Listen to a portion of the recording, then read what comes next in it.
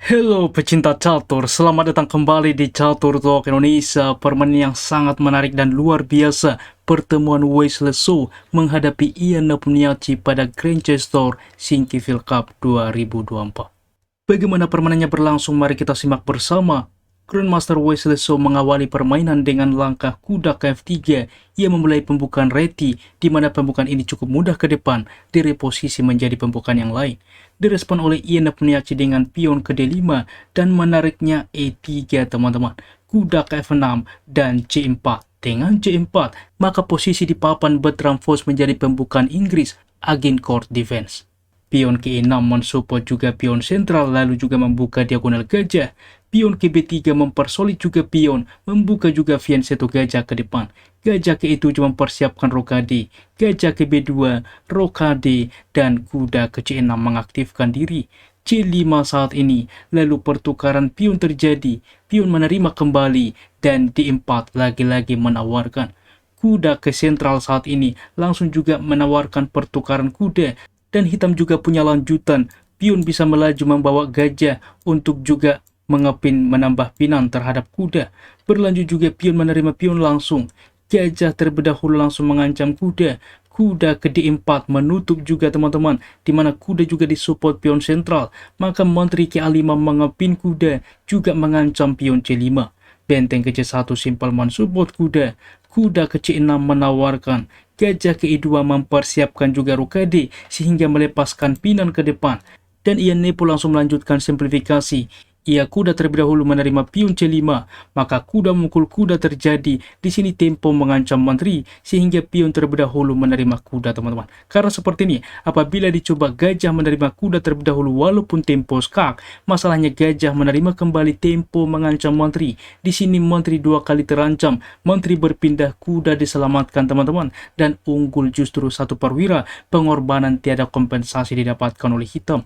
Oleh sebab itulah, di sini pion wajib terlebih dahulu menerima kuda, berlanjut rokade, dan kuda juga ke sentral, menekan juga kuda. Menteri ke C2 mensupport kuda, simplifikasi pun penyederhanaan dilakukan oleh Ian Nepo. Ya, kuda memukul kuda, gajah menerima, gajah memukul gajah, menteri menerima, dan di sini menteri menerima pion A2 terlebih dahulu, juga tempo mengancam gajah. Tetapi tentunya walaupun diterima pion, di sini juga pion menjadi lemah ke depan. Benteng ke C2 direspon oleh Wesley So mengancam menteri mensupport gajah.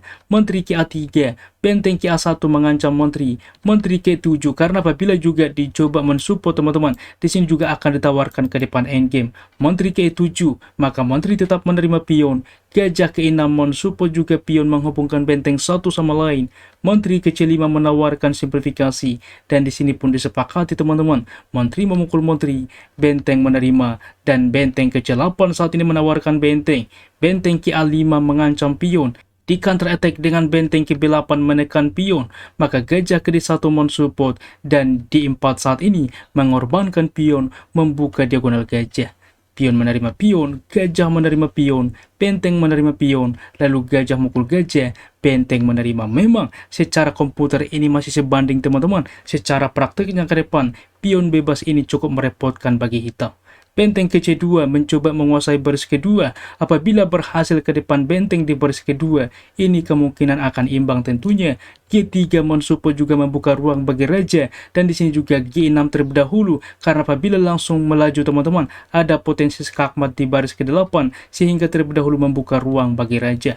Benteng ke D3 dilanjutkan, dan benteng ke B2 saat ini. Apa yang terjadi? Apa bedanya? Misalkan langsung benteng ke B2, misalkan menumpuk benteng di baris kedua mengancam pion. Masalahnya inilah tujuan teman-teman benteng ke D3, maka benteng ke F3 manuver mensupport, juga counter attack. Apabila F5 saat ini, masalahnya D5 bisa dimainkan untuk promosi, dihentikan benteng ke D2, benteng ke C3 teman-teman. Karena apa? Ini ancaman skakmat. Oke, benteng ke C2 untuk juga memaksa menukarkan. Pertukaran bisa terjadi, lalu D6, benteng ke D2, D7, dan ke depan juga berpotensi promosi. Oke teman-teman, kita kembali di dalam pos seperti ini dimainkan tentunya benteng KB2, maka raja ke G2 saat ini ikut membantu permainan. Benteng KB3 menawarkan, maka benteng ke F3 mengancam juga pion, juga menawarkan benteng supaya raja ikut sekaligus tempo mensupport ke depan. Maka pertukaran benteng pun betul saja terjadi, raja ke G7 dan G4 saat ini tentunya mencegah ke depan hitam counter attack seperti memainkan pion ke H5. H6 dilanjutkan, maka benteng ke E7, benteng ke D2 mengancam pion, raja ke E3 mengancam benteng mensupport pion, benteng ke D1, lalu benteng ke E4 teman-teman, mensupport juga pion ke depan, raja juga ikut membantu. Dan di sini cukup logis bagaimana pilihan dari hitam, raja ke F6, akan tetapi ini langkah meragukan teman-teman. Inilah sulitnya endgame. Dan bahkan sisa waktu sampai langkah ke-36 ini masih ada 1 jam teman-teman. Kita lihat 1 jam 54 menit, di sini 1 jam 21 menit. Sedangkan di sini ditemukan juga teman-teman cukup sulit mengkalkulasi raja ke F6. Ini meragukan dan H4 opsi terbaik dari Wesley So. Sebelumnya apa yang bisa dimainkan oleh hitam F5 adalah rekomendasi dibahas juga secara live.